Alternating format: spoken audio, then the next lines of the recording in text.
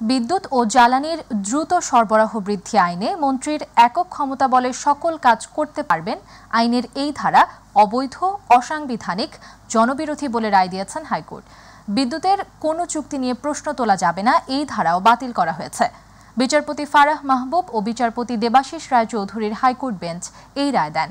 Quick rental যেগুলো ব্যক্তি উদ্যোগে করা হয়েছে সেগুলো সরকারের আওতায় আনতে নির্দেশ দেওয়া হয়েছে। বিদ্যুতের উৎপাদন আরও সচল করার জন্য বলা হয়েছে। এই রায়ের ফলে সরকার চাইলে এখন বিদ্যুতের যে কোনো চুক্তি বাতিল করতে পারবে। আইনজীবী শাহদিন মালিক বলেন, দুর্নীতির বৈধতা দিতেই এই আইনটি করেছে আওয়ামী লীগ। এই আইনটি জনগণের ক্ষমতার সঙ্গে সাংঘর্ষিক। এই ৬-২ ধারায় অনেকগুলি কুইক রেন্টাল প্রজেক্ট হয়েছে। আপনারা জানেন যে কুইক রেন্টাল প্রজেক্টের বিশেষত্ব হলো যে তারা বিদ্যুৎ সরবরাহ করুক বা না করুক, তারা পুরো টাকা পাবে। মানে ১০০ মেগাওয়াটের বিদ্যুৎ কেন্দ্র সে ২০ মেগাওয়াট সাপ্লাই দিচ্ছে, কিন্তু ১০০ মেগাওয়াটেরই টাকা পাবে। অর্থাৎ এটা আসলে এটা লুটপাটের বিশেষ বিধান আইন হয়ে গেছে। তো ওই জন্যই মানে আদালত এই ৬-২কে অসাংবিধানিক ঘোষণা করেছেন। সংস্কারের গতির উপর জাতীয় নির্বাচন নির্ভর করছে বলে জানিয়েছেন অন্তর্বর্তী সরকারের প্রধান উপদেষ্টা ডক্টর মোহাম্মদ ইউনূস। তিনি বলেন, অন্তর্বর্তীকালীন সরকারের মেয়াদ যত কম হয় ততই দেশের জন্য ভালো। আজারবাইজানের রাজধানী বাকুতে COP29 সম্মেলনের ফাঁকে ফরাসি বার্তা সংস্থা AFP-কে দেয়া সাক্ষাৎকারে ডক্টর ইউনূস এসব কথা বলেন। আতিকুর রহমান তিতাসের রিপোর্ট। বাংলাদেশে সরকারি চাকরিতে কোটা সংস্কারের দাবিতে হাজারো শিক্ষার্থী বিক্ষোভে অংশ নেন। এরপর এটি বৈষম্য বিরোধী ছাত্র আন্দোলনের রূপ নেয়। বিক্ষোভে ৭০০ জনের বেশি মানুষের মৃত্যু হয়। প্রবল আন্দোলনের মুখে গত ৫ আগস্ট গণঅভ্যুত্থানে শেখ হাসিনা সরকারের পতন হয়। এরপর গত ৮ আগস্ট অন্তর্বর্তী সরকারের প্রধান হিসেবে দায়িত্ব নেন ডক্টর মোহাম্মদ ইউনূস। আজারবাইজানের রাজধানী বাকুতে COP29 সম্মেলনের ফাঁকে বার্তা সংস্থা AFP-কে সাক্ষাৎকার প্রদান করেন ডক্টর ইউনূস। তিনি জানান, সংস্কারের পর নির্বাচন দেয়া হবে। বলেন, স্বৈরাচারী সরকারের পতনের পর বাংলাদেশের নির্বাচন ব্যবস্থা সহ রাষ্ট্রের গুরুত্বপূর্ণ সংস্কার করতে হবে, এরপরই দেয়া হবে নির্বাচন। দেশকে গণতান্ত্রিক ভোটের দিকে নিয়ে যাওয়ার উপর জোর দিয়ে তিনি বলেন, সরকারের দায়িত্ব নেয়ার পর প্রতিশ্রুতি দেওয়া হয়েছিল দেশকে ভোটের জন্য প্রস্তুত করতে হবে। প্রস্তুতি শেষ হওয়ার সাথে সাথেই নির্বাচন দেয়া হবে। ডক্টর ইউনূস বলেন, এসব সংস্কারের দেশের সবাইকে এক হতে হবে, যাতে সরকার, সংসদ, নির্বাচন বিধি কেমন হবে তার সিদ্ধান্ত নেওয়া যায়। এসব কাজ খুব দ্রুত শেষ করতে হবে। তাই ডক্টর ইউনূস বলেন, অন্তর্বর্তী সরকারের মেয়াদ যত কম হয় ততই ভালো। অন্তর্বর্তীকালীন সরকার দেশে দ্রুত নির্বাচন দিতে চায় বলেও AFP-কে জানান ডক্টর মোহাম্মদ ইউনূস। আতিকুর রহমান তিতাস, মাইটিভি। নির্বাচন সংস্কার কমিশনের সদস্য মীর নাদিয়া নিভিন বলেছেন, একটি অবাধ, সুষ্ঠু ও নিরপেক্ষ নির্বাচনে অন্যান্য লক্ষ্য সংস্কারের পাশাপাশি ৬টি সংস্কারকে বেশ গুরুত্ব দিচ্ছেন তারা। আর নির্বাচন বিশেষজ্ঞ ও নির্বাচন সংস্কার কমিশনের সদস্য ডক্টর আব্দুল আলিম বলেছেন, বাংলাদেশে এমন একটি নির্বাচনী ব্যবস্থা চালু করা হবে যা ইতিহাসের পাতায় স্মরণীয় হয়ে থাকে, যেন যে কেউ এসে এটি ভাঙতে না পারে। আবু সাইদ উপর বিশেষ রিপোর্ট। অন্তর্বর্তীকালীন সরকার গঠনের পর একটি স্বাধীন নির্বাচন কমিশন পুনর্গঠন ও নির্বাচন ব্যবস্থা সংস্কারে গঠন করা হয় নির্বাচন সংস্কার কমিশন। আর সেই লক্ষ্যে একটি ওয়েব পোর্টালও খোলা হয়েছে, যাতে করে ভোটাররা তাদের মতামত জানাতে পারে বলে মাইটিভিকে দেয়া একান্ত সাক্ষাৎকারে জানিয়েছেন নির্বাচন সংস্কার কমিশনের সদস্য মীর নাদিয়া নিভিন। খুব ইন্টারেস্টিং ঘটনা এটা যে আমরা যে এত রেসপন্স পাচ্ছি এবং এত ভালো রেসপন্স পাচ্ছি, ইন দ্য সেন্স দ্যাট যে টাইপ অফ ইনপুট আমরা পাবলিকের কাছ থেকে পাচ্ছি, মানুষজন রিয়েলি জেনে বুঝে রিসার্চ করে আমাদেরকে দিচ্ছে। এবং আমরাও we are very happy to say that আমরা প্রতিটা কমেন্ট এবং কমেন্ট তো না, মানে অ্যাকচুয়ালি লিখে তো তারা তাদের ওপিনিয়ন দিচ্ছে এবং এক একটা বিভিন্ন বিষয়, এবং এগুলো প্রতিটা আমরা খুব ডিটেলসে পড়ছি। তিনি বলেন, একটি অবাধ, সুষ্ঠু ও নিরপেক্ষ নির্বাচনে অন্যান্য লক্ষ্যের পাশাপাশি ৬টি সংস্কারকে বেশ গুরুত্ব দিচ্ছেন তারা। আমাদের প্রায় ৯৯.৯৯% মানে কমেন্টই একদম খুব মানে অ্যাকিউরেট এবং খুব ভালো কমেন্ট। তো সেটার বিষয়ে ৬টা টপিকে আমরা মানে সবচেয়ে বেশি সাড়া পাচ্ছি। প্রথমটা হচ্ছে আপনার নির্বাচনী ব্যবস্থাপনা, যেমন সংখ্যা অনুপাতিক ওইটা সে ব্যাপারগুলো। দ্বিতীয়টা হচ্ছে আপনার সংবিধান এবং নির্বাচনী আইন বিষয়ক সংশোধন, সেগুলো। তারপরে ৩ নম্বরে আছে হচ্ছে প্রার্থী যোগ্যতা। অনেক রকম আমরা ইনফরমেশন এবং রিকোয়েস্ট পাচ্ছি। 4 নম্বরে হচ্ছে নির্বাচন কমিশনের স্বাধীনতা, 5 নম্বরে হচ্ছে ভোট কেন্দ্রের ব্যবস্থাপনা এবং ভোটদানের স্বচ্ছতা, এবং শেষ 6 নম্বরে আছে হচ্ছে আপনার সরকার এবং আইন শৃঙ্খলা বাহিনীর ভূমিকা কি নির্বাচনের দিন এবং নির্বাচন মানে follow up to the election. এই 6টা ব্যাপারে আমরা অনেক কমেন্টস পাচ্ছি। অপরদিকে নির্বাচন বিশেষজ্ঞ ও নির্বাচন সংস্কার কমিশনের সদস্য ডক্টর আব্দুল আলিম বলেছেন, বাংলাদেশে এমন একটি নির্বাচনী ব্যবস্থা চালু করা হবে যা ইতিহাসের পাতায় স্মরণীয় হয়ে থাকবে। আমাদের টার্গেট হচ্ছে যাতে করে বাংলাদেশে ভবিষ্যতে এমন কিছু রিকমেন্ডেশন আমরা দেব যাতে করে বাংলাদেশের নির্বাচন ব্যবস্থা নিয়ে কেউ কোনো দিন এটাকে ইউজ বা অ্যাবিউজ বা ব্যবহার আমি যাই বলেন এখানে করতে না পারে। হ্যাঁ, এবং এটা এমনভাবে একটা অর্থাৎ এই জিনিসটা একটা সিস্টেম, একটা প্রাতিষ্ঠানিকভাবে দাঁড়িয়ে যেতে পারে যে আর কখনো কেউ হস্তক্ষেপ করতে পারবে না।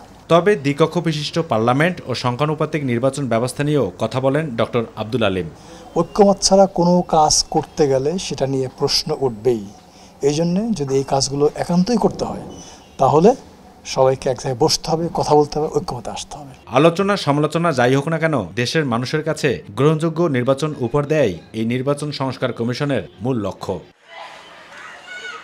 আবু সেতপু, মাইটিভি, ঢাকা।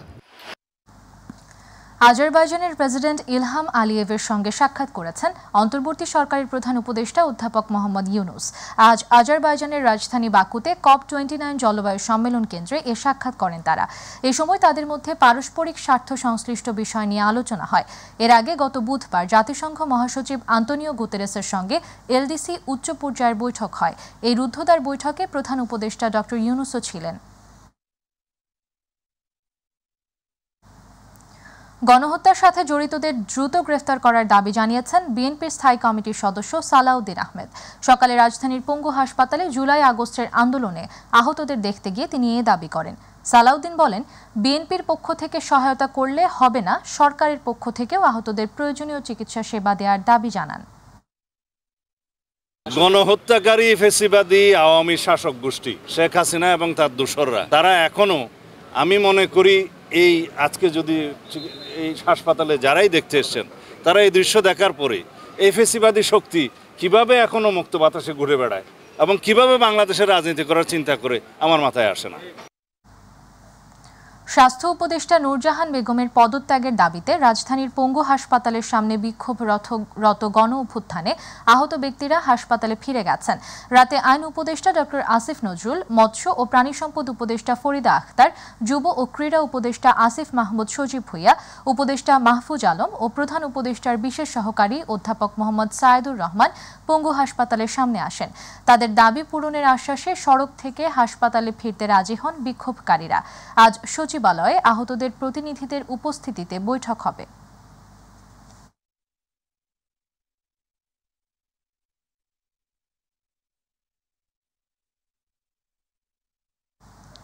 দর্শক, এই মুহূর্তে সচিবালয়ে আছেন সহকর্মী রাকিব হাসান, সরাসরি যুক্ত হচ্ছি তার সাথে। রাকিব, গণ অভ্যুত্থানে আহতদের প্রতিনিধিদের সঙ্গে উপদেষ্টাদের বৈঠকের কি খবর আছে আপনার কাছে?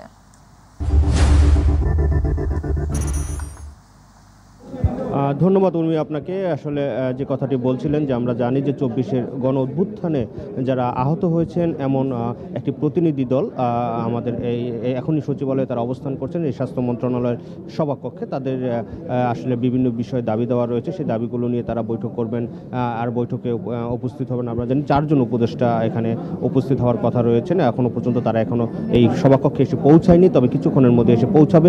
আমি যদি একটু জানিয়ে রাখতে চাই, গতকালকে আমরা যে বিষয়টি দেখেছি যে তাদের সুচিকিৎসা সহ তাদের বিভিন্ন দাবিতে তারা কিন্তু সড়ক অবরোধ করেছিলেন। সেখানে রাত 2:30 থেকে 4টা পর্যন্ত এই শিক্ষার্থী যারা রয়েছেন, যারা আহত হয়েছেন, তাদের সাথে তারা বৈঠক করেছেন এবং তাদেরকে বলে এসেছেন যে আজকে তারা তাদের সাথে বসবেন এবং এই বসে তাদের যে দাবি দাওয়াগুলো আছে সেই বিষয়গুলো নিয়ে আলোচনা করে একটি সমাধান করবেন এবং দাবি দাওয়া পূরণের বিষয়ে আশ্বাস দেবেন। সেই আশ্বাসের প্রেক্ষিতে তাদের কিন্তু একটি প্রতিনিধি দল কিছুক্ষণ আগেই সচিবালয়ে এসেছেন এবং তারা এখন সম্মেলন কক্ষে অবস্থান করছেন এবং সম্মেলন কক্ষে পক্ষে যারা রয়েছেন তাদের আমরা যতটুকু জানতে পেরেছি যে তাদের 7 দফা দাবি রয়েছেন এবং সেই দাবি নিয়ে তারা কিন্তু উপস্থাপন করবেন এই যারা এখানে উপদেষ্টা আসবেন সেই উপদেষ্টাদের সামনে। আমরা দেখতে পাচ্ছি যে যারা এখানে আহত হয়েছেন তারা কিন্তু তাদের যে বিষয়গুলো আসলে আমি একটু জানার চেষ্টা করব তার সাথে, যে আসলে তারা কি কি দাবি নিয়ে তারা এখানে এসছেন বা তারা কি চাচ্ছেন এই সরকারের কাছে। আপনি তো আহত হয়েছেন, যে আপনাদের আজকে দাবি কি থাকবে? আমি এখন পর্যন্ত কোনো জায়গায় কোনো সাহায্যতা কোনো সহায়তা পাইনি আমি এখন পর্যন্ত। আর আমি এখানে আছি আপনার হলো স্বাস্থ্য মন্ত্রণালয় যে একটা আপনার লিস্ট আছে, আমার এই লিস্টে নাম নাই, আপনার এই জন্যই আমি আছি আপনার এখানে। আমি আরেকজনের সাথে একটু কথা বলার চেষ্টা করবো, প্রতিনিধি যারা আছেন। আপনি তো আপনাদের একটা দাবি দেওয়া নিয়ে এসেছেন, তো আসলে আজকে আপনাদের দাবি কি থাকবে? আমাদের দাবি যারা অসুস্থ এখনো হসপিটালে ভর্তি আছে তাদের সকলের সুচিকিৎসার উপদেষ্টারা দেখা গেছে অসুস্থ হলে যে সমস্ত চিকিৎসাগুলো যেরকম পায়, আমাদের 24শে গণঅভ্যুত্থানে যারা আহত হয়েছে সকলের আমি ওরকম সুস্বাস্থ্য চিকিৎসার জন্য আমরা এই জায়গায়। জি, ধন্যবাদ আপনাকে। আসলে শুনতেই পাচ্ছেন যে এই যে তারা আসলে তাদের যে মনের ক্ষোভ রয়েছেন, তারা হাসপাতালে চিকিৎসাধীন ছিলেন দীর্ঘদিন, তাদের চিকিৎসা অবহেলা হয়েছে বলে তারা দাবি করছেন বা তাদের পুনর্বাসনের বিষয়ে তারা কথা বলবেন। তারা এইসব বিষয়গুলো আজকে উপদেষ্টার সাথে আলোচনা করে, উপদেষ্টা যারা থাকবেন বৈঠকে, যারা সরকারের পক্ষ থেকে যারা প্রতিনিধিত্ব করবেন তাদের সাথে আলোচনা করেই কিন্তু তারা এই বিষয়গুলোর সিদ্ধান্ত আসবেন। তবে এখনই তারা কিছু আমাদের সাথে কথা বলবেন না, যারা উপদেষ্টা রয়েছেন তারা বৈঠকের সিদ্ধান্তের পরেই হয়তো বা কী বিষয়ে সিদ্ধান্ত হয়, কী তাদের আশ্বস্ত করেন, তাদের যে দাবি রয়েছে, অভিযোগ রয়েছে, সেই অভিযোগগুলো পূরণে কতটা সরকার আশ্বস্ত হবেন, সেই বিষয়গুলো হয়তো বা বৈঠকের পরে তাদের সাথে আলোচনার পরেই আমাদের এই বিষয়গুলো নিয়ে ব্রিফ করবেন, তারপরেই হয়তো বা আমাদের দর্শকদেরকে পরবর্তী বিষয়গুলো জানিয়ে দিতে পারবো। কর্মী রাকিব, আপনাকে ধন্যবাদ। দর্শক, গণ অভ্যুত্থানে আহতদের প্রতিনিধিদের সঙ্গে উপদেষ্টাদের বৈঠক সম্পর্কে সর্বশেষ জানাচ্ছিলেন সহকর্মী রাকিব হাসান। রাজধানীর গুলশান থেকে ঢাকা 7 আসনের সাবেক সংসদ সদস্য সোলাইমান সেলিমকে গ্রেফতার করেছে পুলিশ। বুধবার রাতে তাকে গ্রেফতার করা হয়। তিনি একই আসনের সাবেক এমপি হাজি সেলিমের ছেলে। চকবাজার থানার ভারপ্রাপ্ত কর্মকর্তা রেজাউল হোসেন বলেন, গোপন সংবাদের ভিত্তিতে বুধবার দিবাগত রাত 1টার দিকে চকবাজার থানার একটি দল সোলাইমান সেলিমকে গ্রেফতার করে। ছাত্র জনতার আন্দোলনের সময় আন্দোলনকারীদের দমাতে বিভিন্ন অপরাধমূলক কর্মকাণ্ডে জড়িত থাকার অভিযোগ রয়েছে তার বিরুদ্ধে। এছাড়া সোলাইমান সেলিমের বিরুদ্ধে হত্যা মামলা রয়েছে।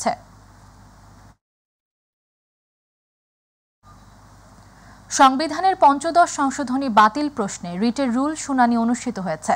বিচারপতি ফারাহ মাহবুব ও বিচারপতি দেবাশিস রায়চৌধুরীর সমন্বয়ে গঠিত হাইকোর্ট বেঞ্চে শুনানি হয়। পরে রিটকারী আইনজীবী শিশির মনির জানান, ৫৫ সংশোধনী সংবিধানের মূল ভিত্তির সঙ্গে সাংঘর্ষিক, ইলেকশন পরিণত হয়েছে সিলেকশনে। একটি বিধান রেখে ৫৫ সংশোধনী বাতিলের যুক্তি তুলে ধরেছে জামায়াতে ইসলামী। এর আগে ৫৫ সংশোধনী আইনের বৈধতা নিয়ে সুজন সম্পাদক বদিউল আলম মজুমদার সহ 5 বিশিষ্ট ব্যক্তি গত আগস্টে হাইকোর্টে রিট করেছিলেন। সকল রিসার্চ অর্গানাইজেশন, সকল হিউম্যান রাইটস অর্গানাইজেশন এবং বাংলাদেশকে নিয়ে যারা লেখালেখি করেন আন্তর্জাতিক অঙ্গনে, সকলেই বাংলাদেশকে অথরিটারিয়ান স্টেট হিসেবে আইডেন্টিফাই করেছেন। বাংলাদেশের যে ডেমোক্রেটিক ক্যারেক্টার আছে, রাজনৈতিক প্রতিযোগিতা আছে, কেয়ারটেকার গভর্নমেন্ট সিস্টেমটাকে বাতিল করে ইলেকশন মেকানিজমটাকে ধ্বংস করা হয়েছে। সুষ্ঠু নিরপেক্ষ নির্বাচন অনুষ্ঠানের যে প্রক্রিয়া, এই প্রক্রিয়াটাকে ইচ্ছে করেই বাধাগ্রস্ত করা হয়েছে। ইলেকশন প্রক্রিয়া এমন এক পর্যায়ে চলে গেছে যেখানে ইলেকশন আর ইলেকশন থাকেনি, সেটি সিলেকশনে রূপান্তরিত হয়েছে। আগামী রবিবার থেকে আমন ধান সংগ্রহ অভিযান শুরু হবে বলে জানিয়েছেন খাদ্য উপদেষ্টা আলী ইমাম মজুমদার। দুপুরে খাদ্য অধিদপ্তরের সভা শেষে তিনি সাংবাদিকদের কথা জানান। বলেন, গত বছরের থেকে 3 টাকা বাড়িয়ে 30 টাকা করে প্রতি কেজি ধান ক্রয় করা হবে। খাদ্যের মজুদ বাড়াতে এরই মধ্যে 134 জনকে 10.5 লক্ষ মেট্রিক চাল আমদানির অনুমোদন দেওয়া হয়েছে জানিয়ে তিনি বলেন, চালের দাম যেন সহনীয় পর্যায়ে থাকে সেই চেষ্টা করছে সরকার। আমরা আশা করছি যে আমন ফসলটা উঠলে দাম আর একটু কমবে। পাশাপাশি শীতকালীন সবজিটাও কিন্তু অকালীন বৃষ্টির জন্য মার খেয়েছে, সেটাও ওঠা শুরু করবে। আশা করছি দ্রুতই ওঠা শুরু করবে। প্লাস শীতকালীন মাছের সরবরাহটা বাজারে আমাদের যে আভ্যন্তরীণ যেগুলি আছে, বদ্ধ জলাশয় যেগুলি আছে, এগুলির থেকে মাছ সংগ্রহ বাড়ে। এতে করতে যে আমাদের ধরেন আপনার ওই মুরগির উপরে বা ডিমের উপর চাপটা কমবে, সবগুলির দাম কিছু কিছু পরিমাণে কমবে বলে আমার মনে হচ্ছে। অন্তর্বর্তীকালীন সরকারের রংপুর বিভাগ থেকে উপদেষ্টা না রাখাকে বৈষম্য দাবি করে ক্ষুব্ধ উত্তরাঞ্চলের ছাত্র জনতা। অবিলম্বে রংপুর থেকে উপদেষ্টা নিয়োগ সহ সকল বৈষম্য দূর করতে সরকারের প্রধান উপদেষ্টার প্রতি আহ্বান জানিয়েছেন বৈষম্য বিরোধী ছাত্র আন্দোলন সহ সাধারণ ছাত্র জনতা। সকালে এক বিক্ষোভ সমাবেশে বক্তারা বলেন, অন্যথায় রংপুরকে অচল করতে উত্তরবঙ্গ ব্লকেট কর্মসূচি সহ বৃহত্তর আন্দোলনের ডাক দেওয়া হবে। ছাত্র জনতারা বলেন, সরকার গঠনের পর প্রধান উপদেষ্টা রংপুর সফরে এসে আঞ্চলিক বৈষম্য দূর করে রংপুর বিভাগকে এগিয়ে নেওয়ার প্রতিশ্রুতি দিলেও বাস্তবতা এখনও ভিন্ন।